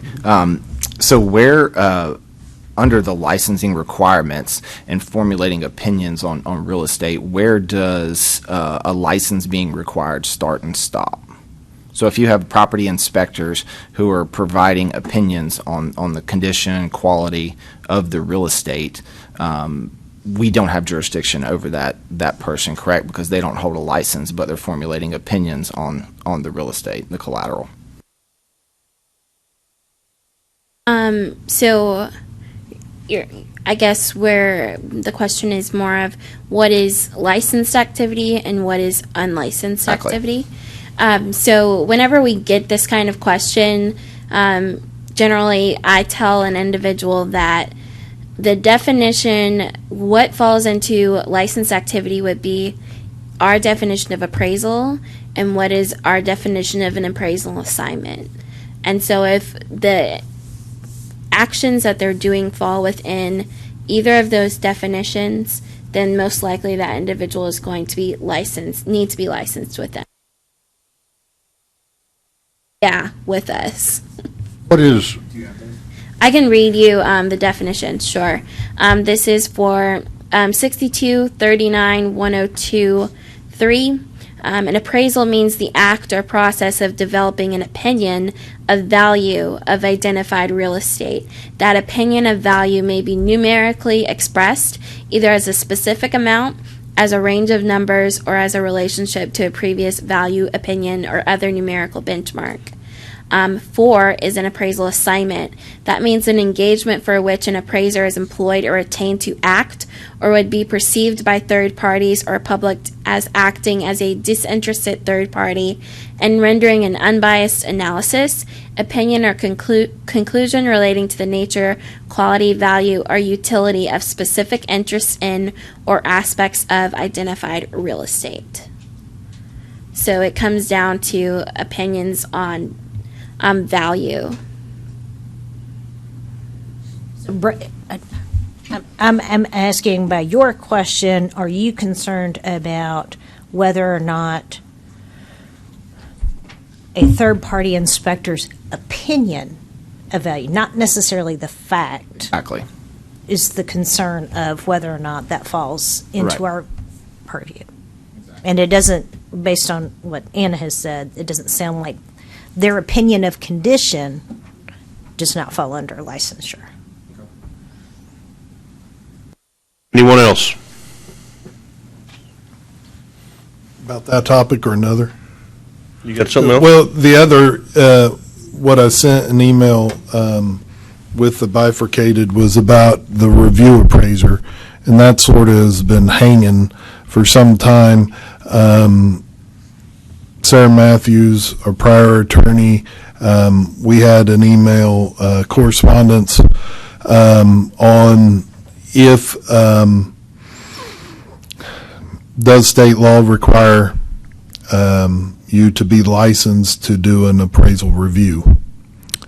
And it's clear for an AMC because that came about after our conversation about it, and it's actually crystal clear in it. But on the appraisal side, it's not so clear, and it's sort of inferred if you look at the definitions. But I was just curious how we need to handle that going forward, because there are questions out there, and I've been called by multiple appraisers of a non-appraiser performing appraisal reviews for a lender, and they're not an employee of the bank. They're acting independently. Also, you have adjoining states that require you to be licensed in that state to be licensed to do a review, and it's just sort of unclear in Tennessee if that's the case. And I guess my request is that we make it a little more clear, whether it's changing and what Ms. Matthews was sort of indicating, it's a long road to change definitions and that process, but to come back and say, okay, looking at the definitions, yes, it does. If you look at 2 or 3 definitions, it's sort of covered. And so that may be an FAQ if that's how we see it. So, sometimes the answer comes from 2 or 3 different definitions. So I think if someone were to have an issue with someone doing an evaluation or review work that they believe that is suspect, then my recommendation would be for that person to, of course, file a complaint with us. The problem with that is an appraiser doesn't get a copy of the appraisal review, so they don't have anything to file a complaint over. Well, if they don't have a copy of the review, that is something that we can request of the respondent. So they can make a complaint.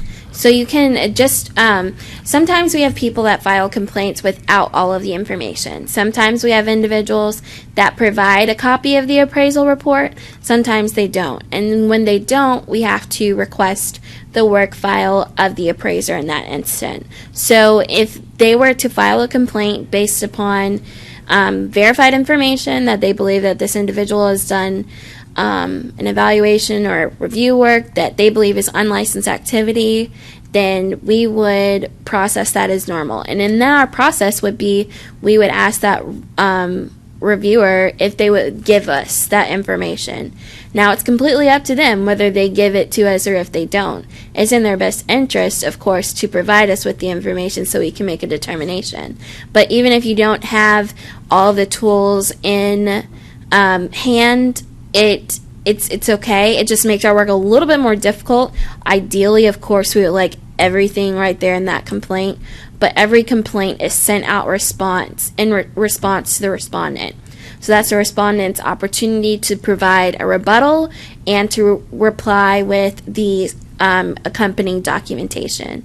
And also we have Ms. Dean, our paralegal, also frequently requests the work file for individuals there. So changing a definition is something that is going to be extremely difficult, very uphill battle. Not saying that it's completely impossible, but it would be difficult.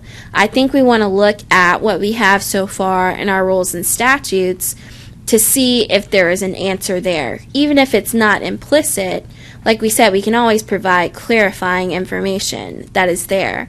So if someone was to ask whether we get that question off sometimes, whether they need to have a review, and a license to do review work or an evaluation, and so my standard response, what I would provide them with are definitions, and if they believe that it falls in this definition, then they need to have a license, or they need to consult with somebody else, since I'm not able to give specific legal advice to that person. So at this point, I don't know if we necessarily, we would want to, if we were to make a change, look at all of the different data that we've had. We wanted to look at complaints, whether these are consumer complaints or if they're industry complaints, and all of those kinds of things if we wanted to make a change. But I always say this, and I really mean it, is like if we have something that people think that there's an issue, we can't do anything about it just by talking. We need to have complaints, because complaints is one of our many tools that we can use to address the issue going forward. So I would encourage your colleagues to file complaints if they believe that's what are happening, so we can at least have, some kind of paper trail or see what is going on in the area. I think that needs to be communicated to the masses, that they don't necessarily have to have a copy of the review. Right, we can do that.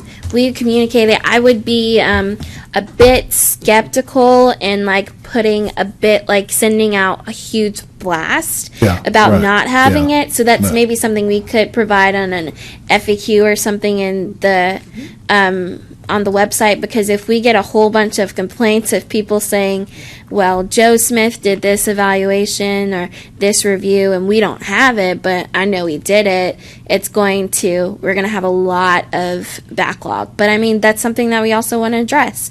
We want to make sure that we're protecting our consumers and that people are licensed when they're supposed to be. Well, the other side is, as far as a requirement to have, is there a requirement that you have to be licensed in the state of Tennessee to do an appraisal review? And it's just, it's not clear. Is that something you could look at? I could look at it and bring it back in October. We can do some research into it and give an opinion. I can give you sort of where Ms. Matthews and I were, in discussing it, and that may help, as far as stirring Right. or starting from scratch. Yeah, so we Keep- can definitely look into it and render some kind of opinion. It won't be anything that is formal. It won't be a formal opinion. It'll just be an opinion that we have And it may be something that we could address through an FAQ then. Yeah. also as well. Yes. Ernie? Yeah, just a thought on that. Geographical competency is required, so if the reviewer is drawing conclusions that would have required the reviewer to be geographically competent, then it's already covered. In other words, what he's asking is already covered under USPAP. They have to be geographically competent to deal with certain things. However, you do not have to be geographically competent to, say, review a report for USPAP violations in terms of USPAP's approach to it. You just have to be competent. The point is you have to be competent to be a reviewer of the work or the work that you're reviewing. That's correct. That's what I meant to say. Explain the FAQ process and how we would go about that. So I think the FAQ process, it could be either any of the commissioners emailing either me or emailing Roxana with a question that you have. Like, for example, I don't know, what is a bifurcated appraisal? And then you would provide an answer. And just like a series of questions, we'll go through them, we'll review them, and then get all the necessary approvals, and those will be posted on the website. On the unlicensed side, we don't necessarily have jurisdiction over them. So, and they wouldn't necessarily have a work file because they're not working under USPAP. So how would all that? So we do have jurisdiction over unlicensed individuals. So if you have a complaint over unlicensed activity, it would be processed as normal, and if it's found that the activity is unlicensed, then we can give them a civil penalty for unlicensed activity. The individual would have the consent order sent to them. They would make a determination whether they want to sign it or not. But unlicensed, if they do not, formal hearings do not go before the commission because they are not licensed by you. So an unlicensed hearing would be one of those that are ALJ, an administrative law judge alone. So it'd be the respondent's attorney or the respondent, one of our representatives, and then an administrative law judge. It wouldn't go over to a district attorney or anything like that on. Just depends Okay. if it's something criminal in nature or something. But if there is definite unlicensed appraisal activity, that would be something that we can present before you. Anyone else? I believe that completes our agenda. Oh. I'll entertain a motion to adjourn. So moved. Second. Motion's been made and second to adjourn. All those in favor, say aye. Aye. Thank you, ladies and gentlemen. Appreciate it.